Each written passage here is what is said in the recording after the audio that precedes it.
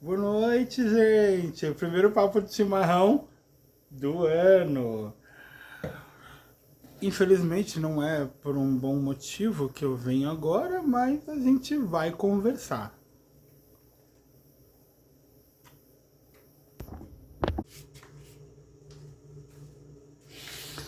Ai, é o primeiro do ano, né? Por favor.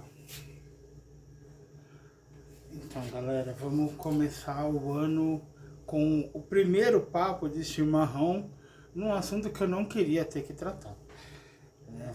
Mas a gente sabe que, né, desde quarta-feira, o nosso querido Mark Zuckerberg, para não falar outra coisa, o dono da Meta, ele decidiu mudar um bocado de regras.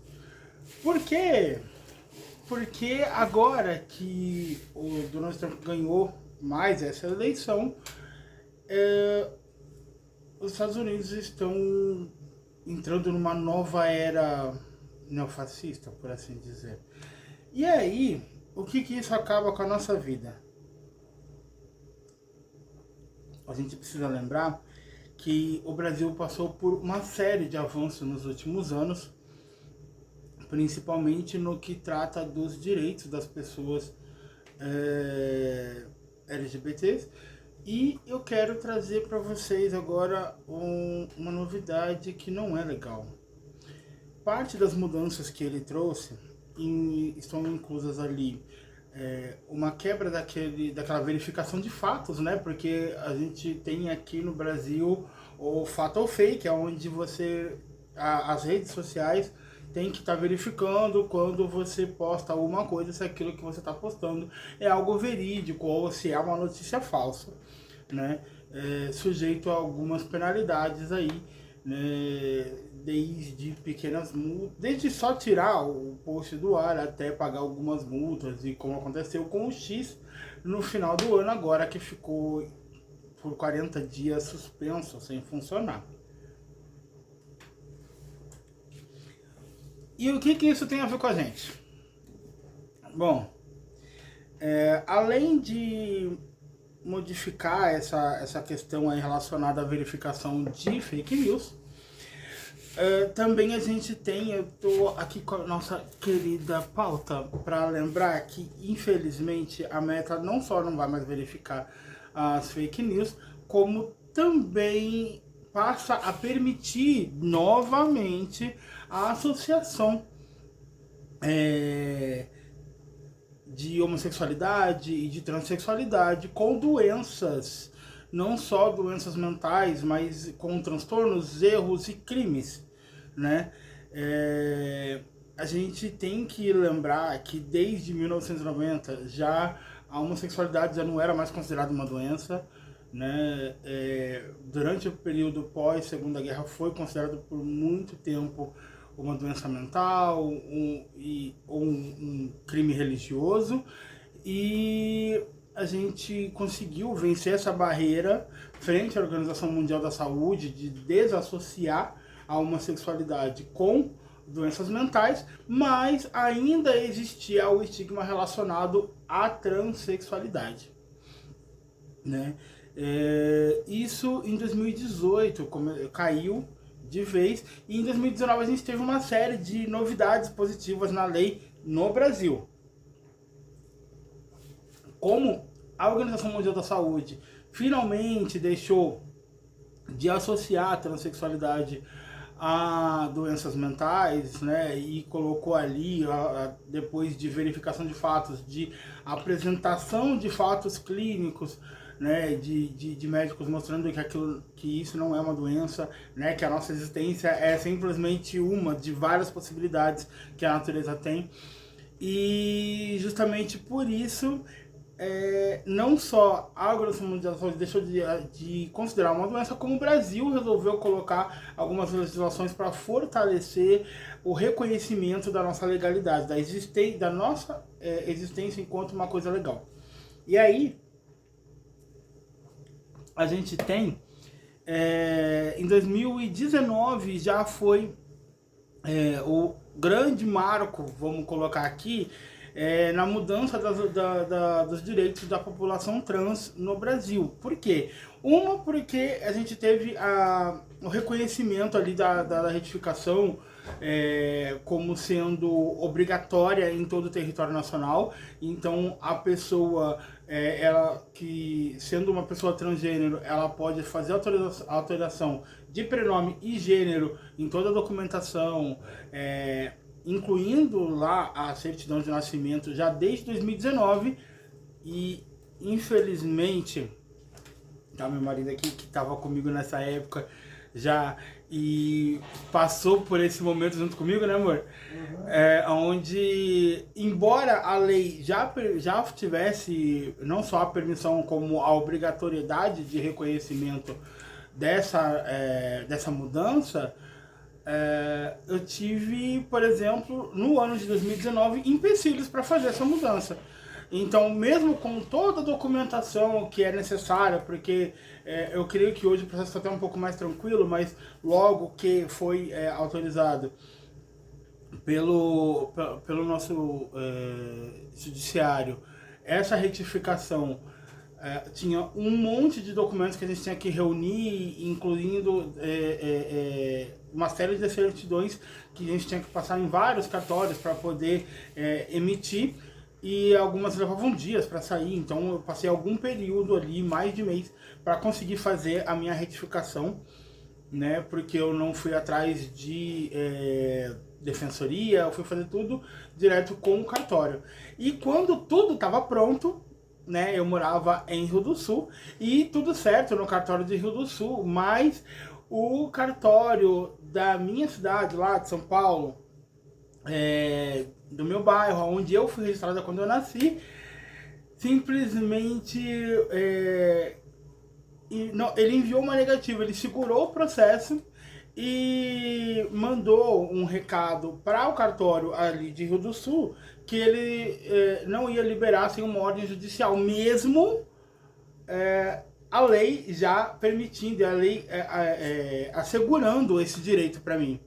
Então, mesmo com garantia legal de que a minha identidade fosse reconhecida e os meus documentos fossem adequados à minha realidade, ainda assim, para eu conseguir a minha certidão nova com o meu nome correto, né, de acordo com a minha identidade e o meu gênero colocado corretamente, eu precisei ameaçar abrir um processo pessoal contra a pessoa responsável do cartório lá do bairro onde eu cresci.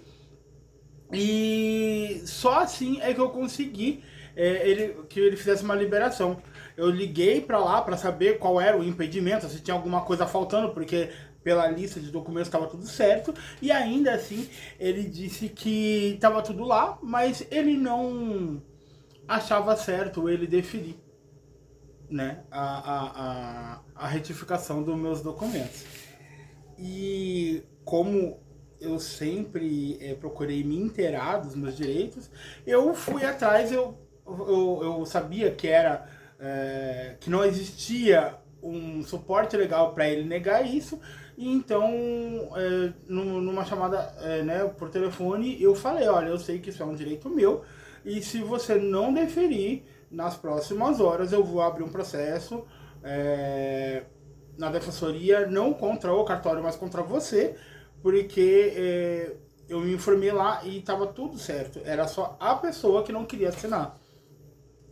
Quando eu falei que eu ia procurar advogado para poder abrir um processo contra esse tabelião por me negar o direito à minha identidade, aí sim ele pediu desculpa e falou que ele já ia assinar os documentos e enviar para Rio do Sul.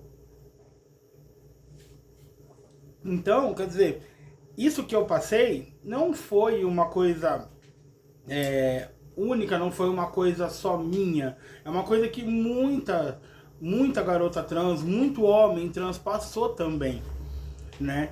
Porque, infelizmente, tem muita gente que, mesmo a lei nos dando legalidade, ainda tenta nos calar ou nos impedir de exercer os nossos direitos perante a lei, né?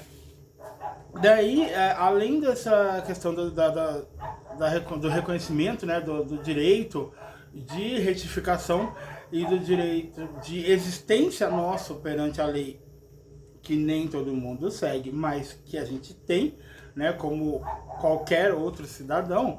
A gente tem também que lembrar que em 1997 foi criada ali a Lei 9.459, que é acerca de preconceitos de raça e cor. E essa lei, em 2018, ela já foi equiparada com outros tipos de preconceito. Então, deixou de valer só para preconceitos de raça e cor, como preconceitos de origem. Então, se você mora em, sei lá, no sul e você tem preconceito contra o nordestino, ou se você mora no sudeste e tem preconceito contra o sulista, você também está cometendo um crime, e isso já é reconhecido por lei a partir de 2018 e passou a englobar também os preconceitos de diversidade, de sexualidade e de identidade de gênero. Então, quando a gente vai falar ali do Código Penal, onde a gente tem lá no artigo 3º do Código Penal o inciso próprio para tratar do amparo legal a crimes de ódio, a gente está tratando também disso, né? E é onde entra em conflito a situação. Por quê? Porque por mais que a gente tenha vai lá. Por mais que a gente tenha lá nos Estados Unidos uma queda dessas leis que asseguram direitos e tal, né, é um retrocesso bem complicado, isso não dá direito das pessoas aqui no Brasil agirem como bem entenderem.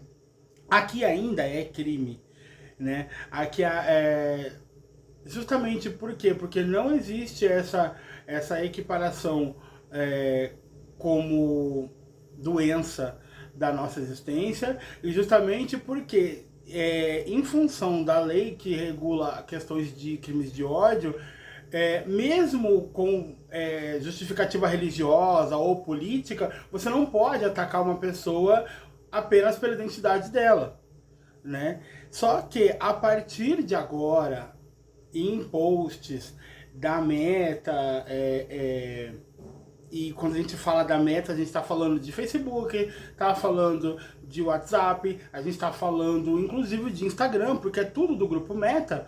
Então, a partir de agora, a pessoa que quer lá destilar o seu ódio e citar 50 mil motivos políticos e religiosos para ele ser contra uma pessoa simplesmente existir no planeta, ele pode fazer isso. Só que a gente tem que lembrar que isso é uma coisa que aqui no Brasil ainda é crime. Então, a gente tem agora, desde quarta-feira, já a ANTRA, né, que é a Agência Nacional de Travestis e Transsexuais, que sempre está lutando pelos nossos direitos, para manter os direitos que a gente tem e conseguir outros, né, como por exemplo a cobertura da Lei Maria da Penha para mulheres trans que são vítimas de violência doméstica, que é uma coisa que não era possível até pouco tempo atrás, né, e agora existe uma dedução, como que eu posso dizer, por bom senso, mas ainda não é oficialmente uma lei,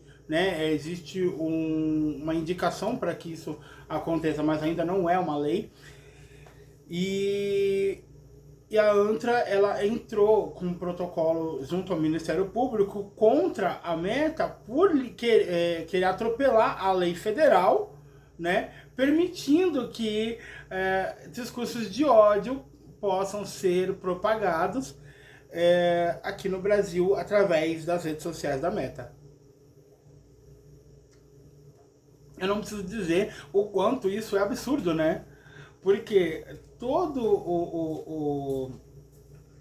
o embate que a gente já teve nos últimos anos para que isso fosse, né? Agora a gente tem a equiparação com crimes de racismo e com crimes de injúria racial. A gente tem o próprio crime de injúria racial equiparado nas suas penas ao crime de racismo, porque até o ano passado ainda era dado apenas muito mais leves, aonde alguém atacava uma comunidade inteira, depois dizia que era só uma coisa pessoal direcionada propriamente àquela pessoa, e o crime de racismo passava a ser considerado um crime de injúria, e aí a pena que seria de anos passa a ser de meses, e de meses ela se torna apenas pagar uma cesta básica, enfim, ou cumprir poucas horas de serviço comunitário.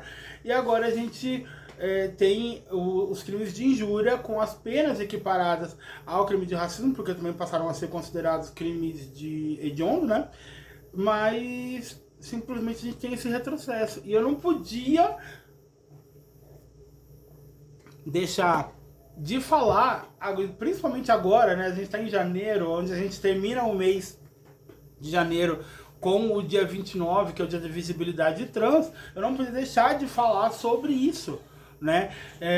Eu vou seguir sempre tentando trazer entre os outros conteúdos do canal alguma questão bem interessante para ti, alguma novidade que seja positiva, mas vez ou outra eu vou ser obrigado a falar sobre coisas como essa, né? Alguém tentando dominar nossos direitos, porque ainda existe pessoas que se veem com mais direitos do que outras, pessoas que se veem no direito de desprezar ou de menosprezar outras pessoas e de atacar outras pessoas como se isso fosse uma questão de expressão, né? Vamos falar aqui, gente, que quando você ofende a origem, a etnia, a identidade, né?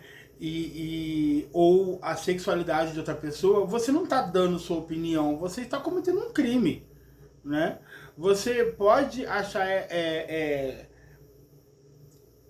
ruim, errado, triste, sei lá, como você quiser mencionar de acordo com a sua religiosidade ou com a sua vertente política. Você pode achar errado, por exemplo, pessoas do mesmo sexo se relacionarem, porque é um direito seu achar errado, mas você não pode atacar outra pessoa porque ela se relaciona. Se você não acha legal uma pessoa se relacionar com outra do mesmo sexo, não se relacione com alguém do mesmo sexo que você. É assim que funciona, né? Você pode achar estranho, esquisito ou incompreensível uma pessoa com uma identidade não cisgênera, né?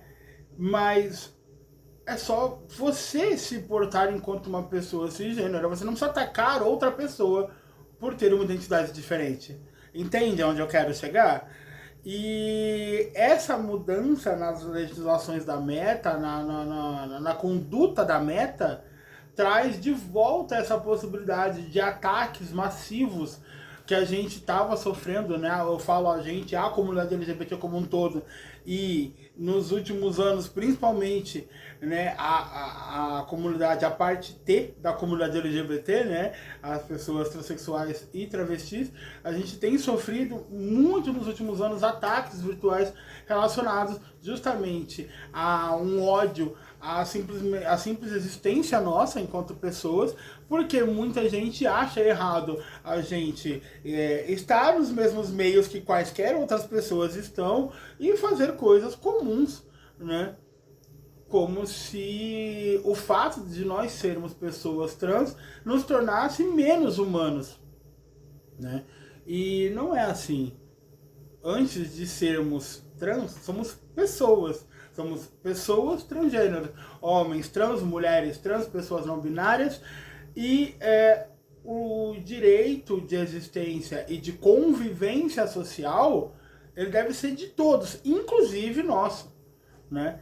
Então eu vou encerrar com vocês esse papo para não deixar ele muito longo, né? Até porque o domingão já acabou, já é de noite, tá escuro lá fora. E eu vou deixar vocês com essa reflexão, gente. Por favor, verifiquem aí agora que está liberado fake news em rede social, então por favor procurem canais oficiais, tá?